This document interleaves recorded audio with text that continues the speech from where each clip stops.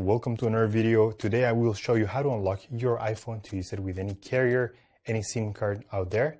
This is a factory unlock and we will do it together step by step. It is very simple. I have unlocked more than 100 phones using this method, and today I will show you how to factory unlock your iPhone. And with that said, let's begin. Now we have to get the phone's IMEI number. Simply open the phone application and dial *#06#, and you will see that the IMEI number of this phone will show up. It's a 15-digit number.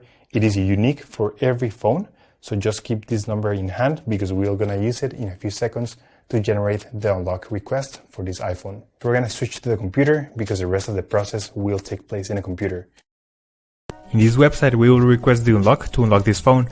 So simply, you have to fill in this form here about your phone's information. It's extremely important to enter the correct IMEI number. That's the number we just got, so enter it here.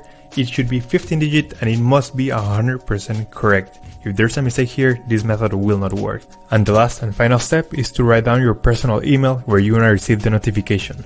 So just write down here your personal email address and they will email you a notification that your phone has been unlocked successfully. Once you have read everything, you will get a message or an email just like this. I will show you my email account.